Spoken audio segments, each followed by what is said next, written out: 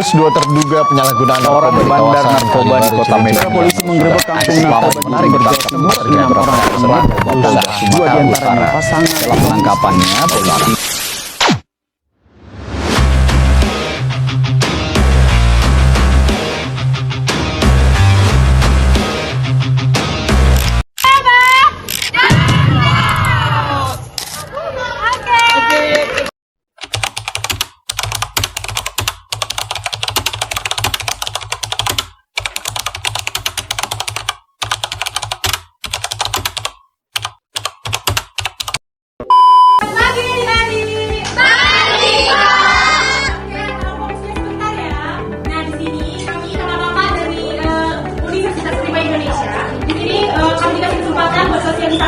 pada kalian semua tentang anti narkoba. Nah, sebelumnya kakak mau perkenalan diri dulu nih. Kakak, depannya kalian sendiri, perkenalkan dengan kakak.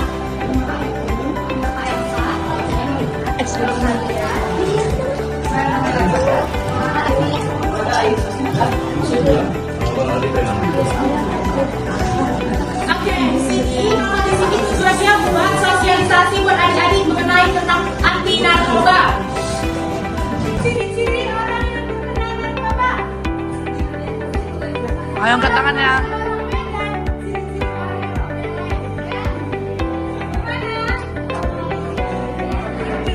Ayo angkat dia, angkat dia. Sampai jajan lo.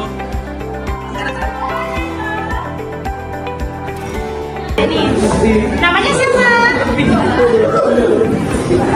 Nama saya Tagalina Jaya Hartono. Ciri-ciri orang yang memakai narkoba itu salah satunya adalah matanya merah atau mata sayu. Kedua, berat badan yang sangat turun drastis. Ketiga, emosinya nggak stabil. Yang kasih. Tepuk tangan buat adik-adik.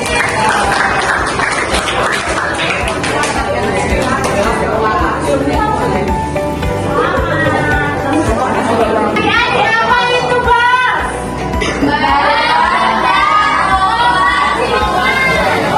Apa itu, Bos? Siluman.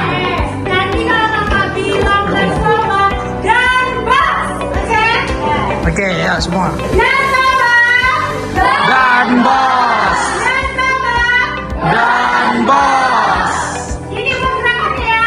Narkoba Dan bos. Ya. di kelas ini pasti belum ada yang terkena narkoba. Ya. Dan kakak yakin di kelas ini semuanya anak-anak baik. Baik. Oke, selanjutnya bakalan dijelasin sama teman kakak, Kak Catherine.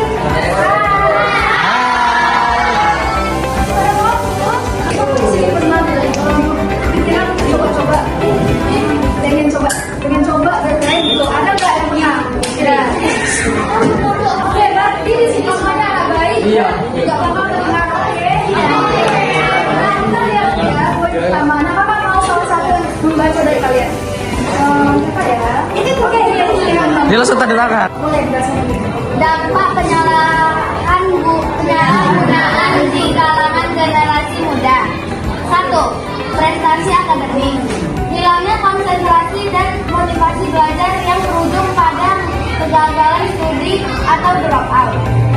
2. Ekonomi. Tekanan finansial yang besar karena biaya ketergantungan yang mahal. 3. Masa depan bangsa. Kehilangan sumber daya manusia unggul yang seharusnya menjadi tulang punggung pembangunan nasional. Oke, kasih tepuk tangan dulu. Siapa yang tahu apa itu prestasi akademik? Ada yang tahu nanti dia. Penyalahgunaan atau prestasi akademik itu apa, Kak? Prestasi akademik itu apa? Oh, prestasi akademik itu adalah prestasi yang dibentuk di bidang pelajaran sains. Contohnya IPA, matematika, dan Oke, benar-benar juga ya. Prestasi akademik itu di bidang pembelajaran. Beda sama prestasi-prestasi. Oke. Oke, siapa yang tahu tentang akademik? Belum tahu? Kasih dulu. Saya di luar. Oh, iya. Oh, dia lagi. Aduh, kurang lah. Prestasi non akademik itu dia yang prestasi yang dibentuk di luar pelajaran, contohnya kayak lomba public speaking, paskibra, pramuka. Kasih tepuk tangan. Wih. Jaga. Di sini juga. Udah jawab 2 kali jadi Yeay. Yeay. Jadi, untuk menghindari kita nggak terpengaruh sama narkoba, jangan mau diajak sama teman kita yang tidak bah. Yang poin kedua, apa aku sama orang membaca? Siapa yang mau? Siapa mau baca? Anda yang Saya.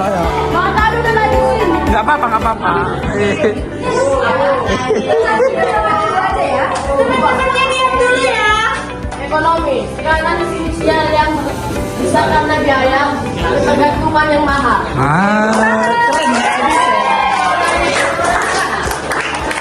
Kalau kecanduan narkoba itu bisa-bisa sampai mencuri, bahkan sampai menjual semua perabotan yang ada dalam rumahnya.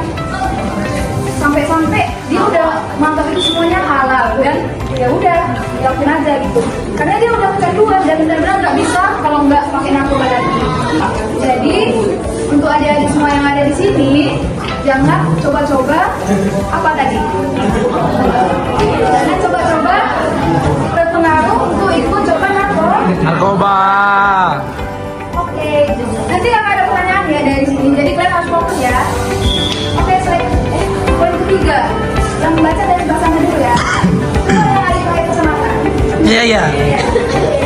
Dua, tiga, oke.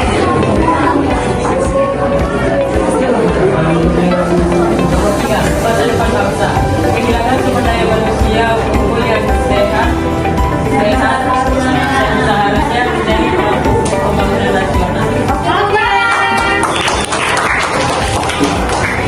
Di sini punya cita-cita, berarti semuanya harus jadi anak yang baik, tidak boleh terpengaruh narkoba.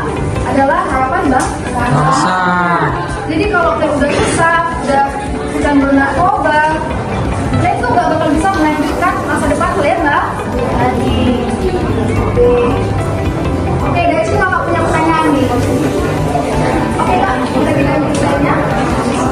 Oke adik, dari dampak yang tiga poin tadi, coba kalian sebutkan salah satu dampak yang kalian ingat. Nanti dapat hadiah. Ya, dampak yang kita bacain tadi. Oke, angkat tangan ya. Angkat tangan. Oh, itu. Namanya siapa? Tapi yang bisa lagi dari Wih. yang bisa lagi dari Davian. Davian. Davian, silakan. salah satu dampak dari narkoba yang saya ingat ialah pengaruh pada akademik. Nah, coba jelaskan apa? Ketika kita sudah menggunakan narkoba, otomatis nilai akademik kita bisa hancur atau menurun. Ya, Davian. Keren.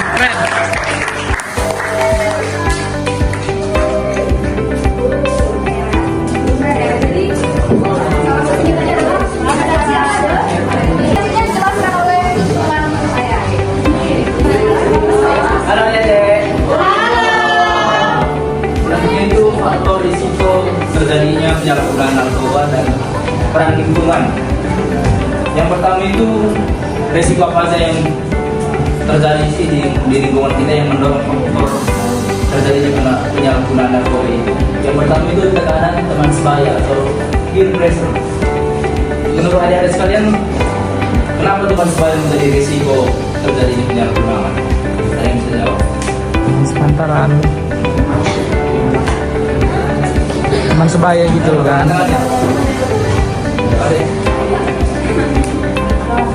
Ada yang bisa jawab? Gak ada?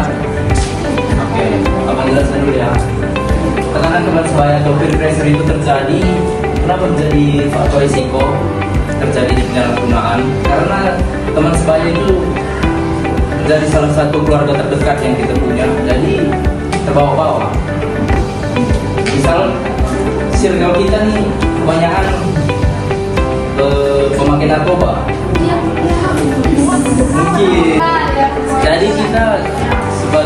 yang nggak kena narkoba itu mungkin terbawa-bawa sama kawan-kawan kita. Jadi cobalah sekali ya, lemah kali pun kita ya, boleh kita orang Medan kan. Kaliannya katakan banyak negatifnya dan menghancurkan diri sendiri mas. Seperti yang dijelaskan oleh kakak-kakak sekalian juga tadi, banyak aspek-aspek yang menghancurkan diri kita kalau kita menyalahgunakan narkoba. Lalu yang kedua itu stres akademik. Mungkin ada adik sekalian tertekan di sekolah gara-gara tekanan nilai, guru yang gak asik, guru killer gitu. Yang pelariannya itu tiba-tiba sampai rumah pun gak ada hiburan, gak ada hobi mungkin. Jadi sampai rumah itu nyari-nyari ketenangan, jadinya jatuh ke narkoba. Padahal sebenarnya ketenangan itu atau stres akademik itu hanya di pikiran adik-adik sekalian. Udah, fun aja gitu dia. Jadi yang ketiga itu keluarga yang tidak harmonis. Nah ini dalam terjadi di kalangan keluarga yang tidak harmonis. Kenapa? Karena keluarga itu sebenarnya harusnya menjadi tempat pertemuan pertama, tempat cerita pertama, atau ada sedih, marah, senang, putus sama gebetan. Jadi keluarga yang tidak harmonis secara tidak langsung itu menjadi resiko yang besar lah untuk terjadinya penyalahgunaan narkoba. Karena mungkin adik-adik sekalian menganggap sendiri ada gua berpikir ada teman cerita teman sebaya pun narkobaan gitu. Jadi keluarga yang tidak harmonis itu sangat-sangat berpengaruh untuk kemungkinan itu sekarang peredaran narkoba nanti mungkin akan online juga. Selanjutnya itu upaya dan lingkungan mencegah terjadinya penyalahgunaan. Yang pertama itu peran pendidikan. Selain keluarga, kayaknya kita sebagai pelajar itu lebih banyak di sekolah. Kita mungkin lebih ada yang dekat sama guru olahraganya, guru BK-nya, ada yang dekat sama guru matematikanya mungkin. Tapi sekarang memang jadi mungkin peran pendiri itu juga berperan dalam upaya pencegahan narkoba. Karena mungkin untuk ngomong ke teman, ngomong ke keluarga, adik-adik sekalian mungkin ragu atau nggak percaya nanti bilangnya digosikin ke sana gitu. Tapi mungkin kita sama guru-guru. Nah setelah abang jelaskan tadi, abang mau nanya. Jadi kenapa, balik pertanyaan pertama, kenapa teman sebaya menjadi risiko terjadi penyalahgunaan narkoba? Karena ini juga. Ah ini nih abang nih. Nama tadi? Siapa namanya? Mengapa pengaruh rekan teman sebaya bisa menjadi salah satu akibat narkoba? Karena mungkin saja saat kita stres di akademik dan menghadapi keluarga yang tak harmonis, jadi saat kita berteman yang dimana kita anggap sudah seperti keluarga, jadi mungkin kita akan mengikuti apapun yang dilakukannya. Mantap, mantap.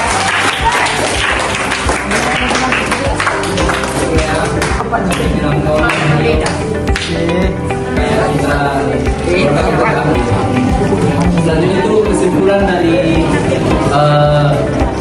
penjelasan dan presentasi kakak dan abang pada hari ini, yaitu pertama itu pencegahan adalah kunci.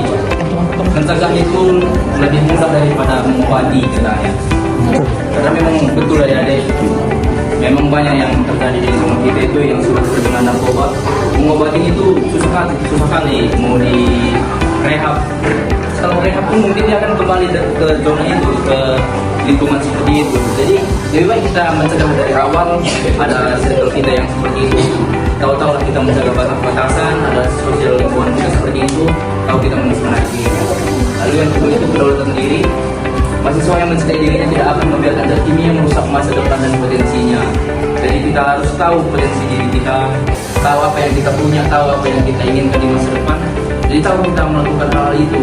Nanti kalau aku di online, masa depanku hancur, aku pinjol, masa depanku berantakan. Juga akan kalau aku menyalahgunakan narkoba, memasukkan obat-obatan ke tubuhku. Bukan masa depan aja yang hancur, kesehatan dari diri adik sendiri yang sadar akan bahaya dan risiko narkoba, keluarga adik yang mungkin harmonis atau enggak, itu ada yang menciptakan harmonisan di dalam keluarga sendiri. Lalu institusi pendidikan di di mana ada juga kalau melihat penyalahgunaan narkoba di online, di